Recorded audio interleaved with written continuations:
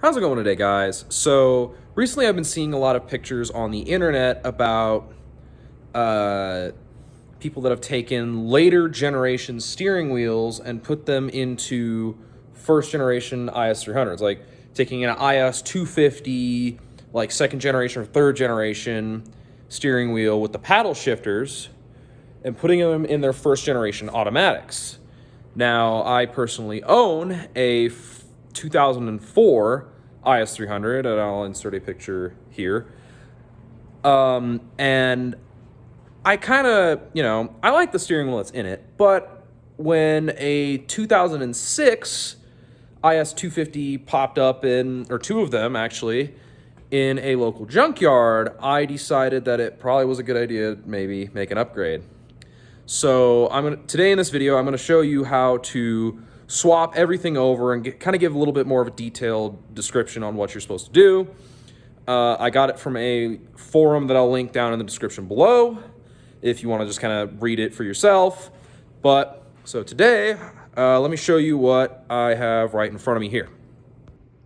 So this is the IS250 steering wheel that I got from my local junkyard. It does have very small signs of wear, being it was A, 2006, and B, it was in the junkyard. But the steering wheel has, obviously, paddle shifters. It's got the cruise. And you can wire this up, but for my car, I don't really care. So I'm not going to wire that up. And that, say if you had a navigation unit in your car, I bet there's a way to wire it, but I don't see people doing that. So you need to get the steering wheel itself. So you need to get that. You need to get your cover for your IS250 steering wheel, and you're not going to need this igniter that's in there. This one's a dual stage. The first generations are a single stage. But what's very cool about these is you can take these, I'm gonna undo these nuts. You can take these and swap them between the two. And you can do that on a later model steering wheel too, like third generation. They're the same thing. I don't know why this is a thing, but it obviously makes it a lot easier so that you do not have an airbag light. Which I know for some people that is a must, and that is a must for me. I'd rather not have a light on my dash because, well, my dash is actually somehow perfectly clean. I don't have any lights on. But as you can see, you can take this igniter out. Just be careful with it. Take this guy, and this is what will be clipped into this little tab right there. You can just slap it on in. Now, I'm not going to be using this one for really any specific reason other than I have one in my car that works that I don't need to replace, and it's the same exact thing. So I'm just going to take the one out of my own car and put it in this steering wheel, but I decided to use this one just as demonstration. So as you can see, fits right in. You can bolt it all down, and wherever this lands is wherever this lands. You can tie it up to another wiring harness and whatnot, but we'll do that when we get there. So for now, I'm gonna put that back in its home and put a couple nuts in it. But what you're gonna need is you're also gonna need your IS300 original airbag igniter, as long as yours isn't blown up. Then you're gonna need the actual harness out of your steering wheel that I've already pre-pulled from this steering wheel. We were going to get rid of the steering wheel anyways, so it's kind of gnarly looking. So we were like, meh, whatever. I'm going to use it as my donor steering wheel so I don't have to mess with mine. So you're going to need pretty much this entire wiring harness. What's nice about, the later model cars is everything kind of just unplugs. Like, it'll unplug out of these, and that unplugs there. And that's the ground wire for the horn. You're gonna have to extend on this harness because it's very, very tiny. It's very, very small because, well, the airbag ground on this guy is that tab right there. So obviously that versus that is where it goes there is a pretty big jump. So You're gonna need to extend the wire, which, I mean, honestly, you might as well just cut that one and use that because it already works with this. And you're also going to need to notch your steering wheel, as I have already done. Now, obviously, it's not the cleanest, but this is so it will fit over the clock spring in the car, so that when you're turning, it's not, you know, all floppy donger in there. Yeah, so this steering wheel I got out of an IS250 that had a blown airbag, but luckily, we're not gonna need this end of the harness. So I was not too concerned about that. That just plugs into the cruise control right here. But yeah, otherwise, spline's on, perfectly fine. Don't have to trim any of that. And then let me show you what pins are what real quick. Okay, so for your connector, you're gonna be looking at it on like this. Your first pin is going to be your downshift. It is going to be 2 wires. It is the black in there and the white, as you can see. Your second pin is going to be your upshift, which is red and blue. This third empty pin is going to be if you want to use the radio controls, but like I said, I don't really care about that, so we're going to leave that empty.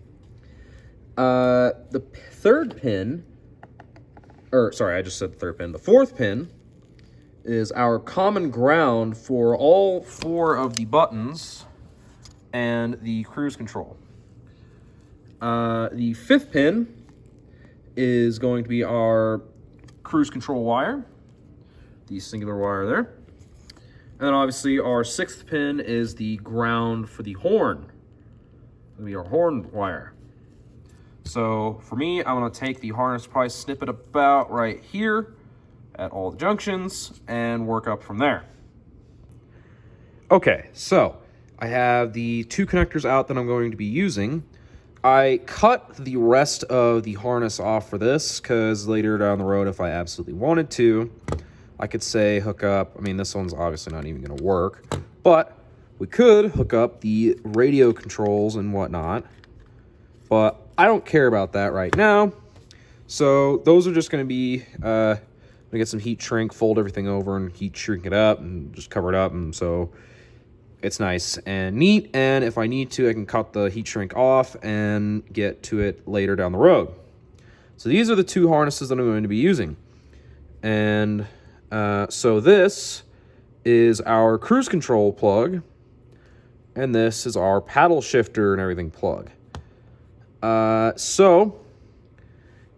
also to note, you have to delete, or more or less kind of remove, 2 of the wires from the up and down shift system, as you can see I have done here.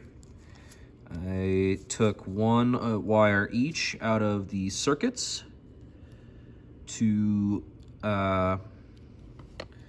because there's the 2 buttons on the circuit. There's the 2 up and the 2 down, and we're only going to need 1. So that is what we're doing. We have deleted the 2, like I said, and we're going to be hooking it up to one of these guys. Okay, so downshift is pink. You're going to be soldering that, or doing what I'm doing and putting these kind of gold butt crimps and heat shrinking it over to pin 1. So you're going to be hooking the pink to that, to this wire, because it's downshift. You're going to take this wire and hook it to the orange one, because that's the upshift. And then for cruise, obviously you're going to hook up your red wire to that wire. And then for the common ground, you're going to take, I believe, this black wire and this black wire and hooking it up to the common ground. Okay, I have everything wired up into the wheel. I have the cruise control hooked up to pin 5 right there. I have the pink hooked up to pin 1, which is downshift. I have the orange hooked up to pin 2, which is upshift. Then I have all the grounds, which is just 2 of them, hooked up to this one, pin 4. And then I extended the ground for the horn because obviously, like I said, the horn thing is down here on the actual piece itself. But now, all I gotta do is clean up the wiring on these guys, and we're ready to put this in the car. I can bring my car in and get it all installed. So see y'all in a minute. It's time to go get the car.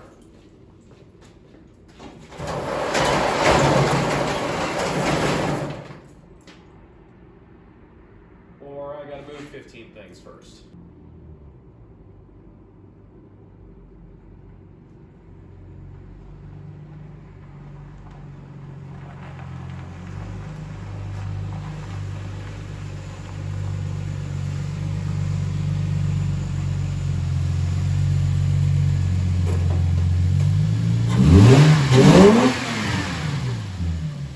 Okay, so as you can see, I pulled the car in now, and our stock steering wheel is right here. The steering wheel, yeah, our stock steering wheel is right here. Steering wheel has kind of seen some better days. It's got a scuff there. This whole spot is all rubbed. It's been rubbed on a little bit.